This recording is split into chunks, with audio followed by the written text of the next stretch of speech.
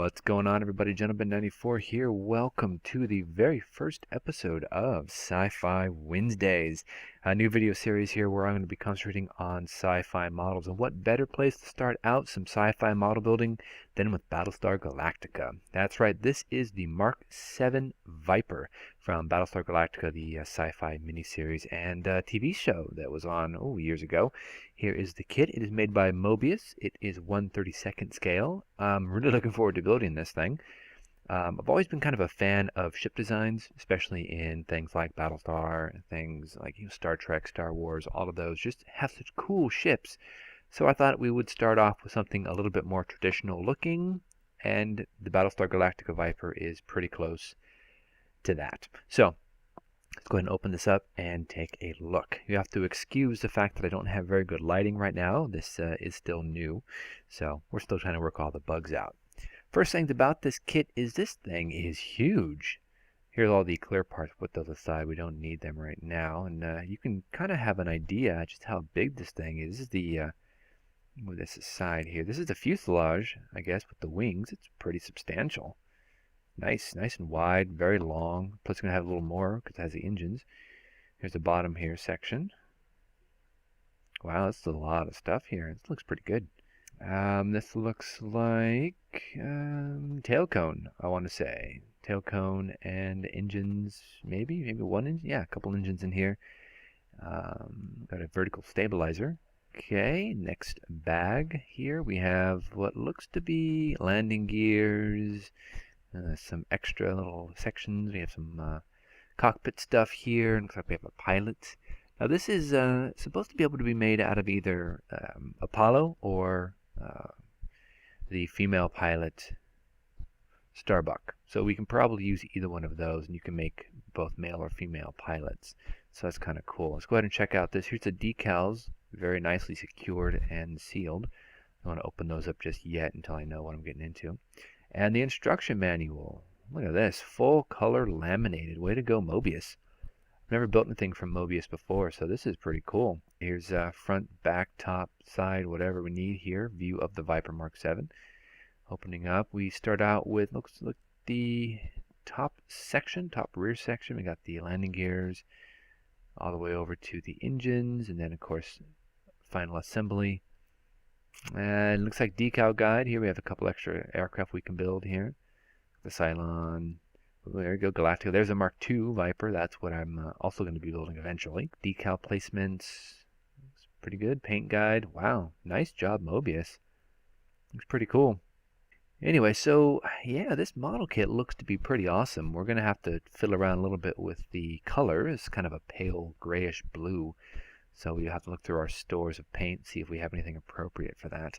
And these look to be pretty heavily weathered. That's another thing I'm not too familiar with, is weathering stuff. Now, if I remember correctly, the Mark 7 and Mark II Vipers were atmospheric capable. So they could either go into the atmosphere or they could be in space. So we'll have to do a little bit of work on that, make sure that we have it properly weathered. And I'll probably display this with the landing gears up. Cockpit's really Spartan. You might have a little scratch building in there. To go ahead and get everything set up. There's of course the male or female pilot for Apollo or Starbuck, whatever you prefer. So let's go ahead and open this up here and see what we've got. Okay, first things I noticed, plastic is kind of rough to the touch a little bit. It's not as smooth as I am familiar with, say like with Hasegawa or Monogram or any of those. Or Tamiya, definitely not Tamiya. Let's go ahead and open up the main fuselage, seeing what we've got here. Wow, look at the size of this thing. This is going to be really cool sitting on my desk. Okay, let's put that aside. Let's open up this. Actually, you know what? I'm not going to open up the clear parts. I'm going to leave those be for now. I don't want to ruin them. So, what have we got now? We should probably open up this last bag here, put this aside. This looks to be some of the finer parts, such as the pilot and some looks like engine details, landing gears, cockpit stuff. So I might actually, like I said, I might want to scratch a little bit in the interior cockpit area because this really kind of Spartan. I know they make aftermarket kits for this. You can buy like photo etch stuff, and you can buy lighting kits as well, so you can light up the front interior. like for the cockpit and stuff, and the engines as well. But I don't see myself doing that with this model, just because I've never done that before, and I mean, I'm kind of rusty as it is. I haven't built a model in a couple of months, so I'd like to go ahead and just kind of play it simple. So we're not going to light it, I don't think. Unless I get some sort of wild, crazy idea to go ahead and do that, I don't see myself lighting this kit. But let's go ahead and put some of these parts away into the box top there, and let's just start with the very first step, and that would be assembling what looks to be the vertical stabilizer and some of the, I guess what you would call upper quarter panels, and engine housing, I guess. Now I'm going to make up all these terms because it doesn't say what these actually are. So I'm just going to kind of make them up as I go along. We're going to need some glue. I'm going to use my plastic welder or extra thin Tamiya cement, always my staple cement. And we're just going to take it bit by bit, just work slowly. Okay, so let's go ahead and start working on this then.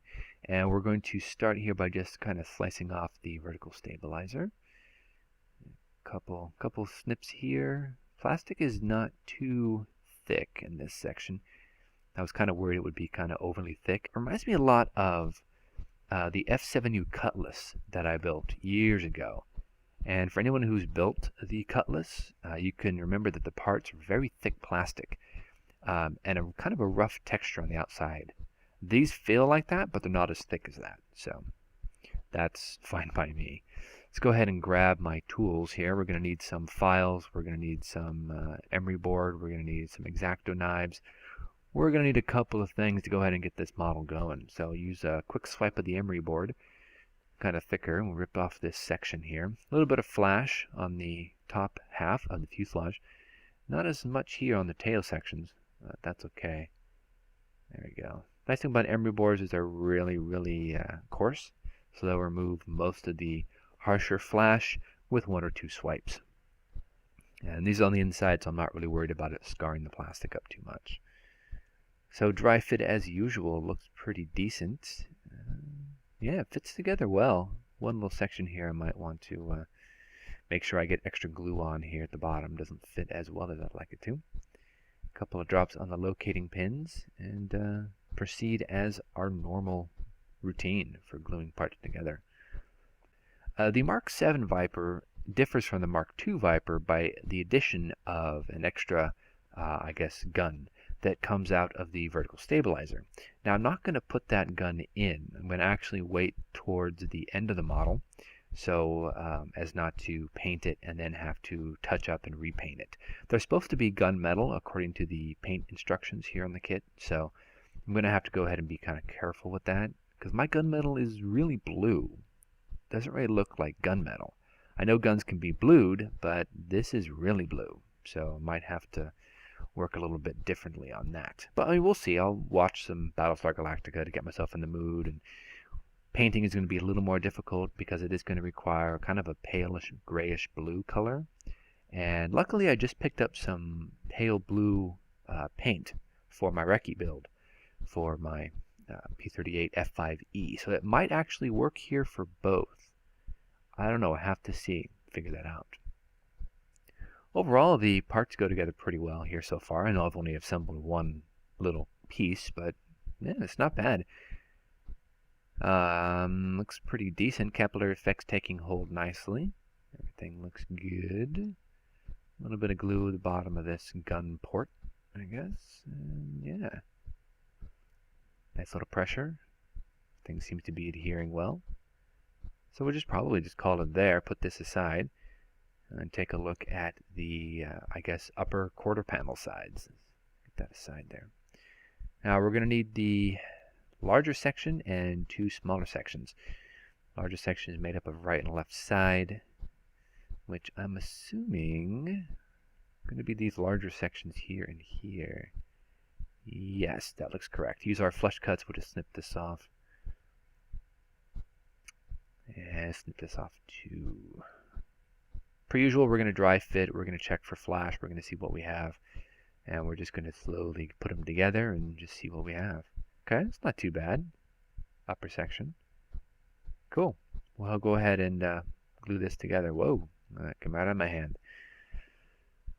All right. Cool.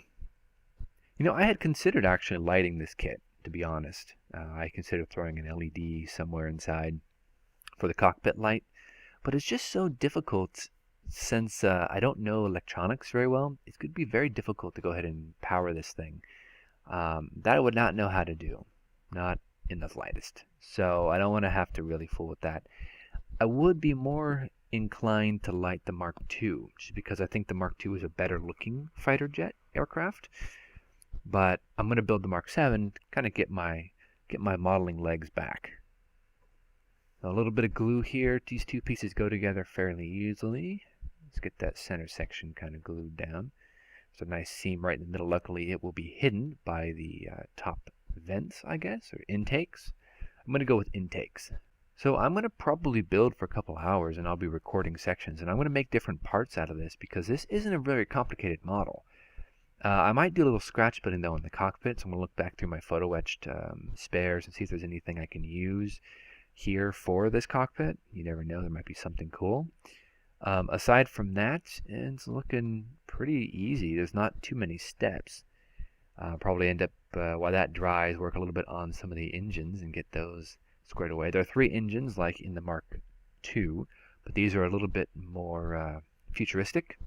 The Mark IIs look like big rocket engines, jet engines, but these look like more advanced jet engines. Something like off an F-22 with like thrust vectoring or something like that. So it's gonna be pretty cool. Here's the top sections and I guess the intakes.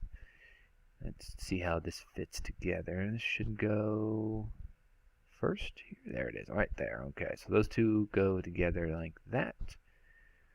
And this top section goes right about here. So it's going to go like that. Cool. That actually looks really cool. I think we're going to do this next time, though. I'm going to go ahead and call it here. Next time we'll come back and we'll complete the section, the sub-assemblies. And I think that should be pretty good. So thank you guys for watching this so far. Hopefully you guys will enjoy this Sci-Fi Wednesdays. I know I'm going to enjoy doing all these cool models. And yeah, Battlestar Galactica Viper Mark 7. Thank you so much, guys. We'll see you back here soon.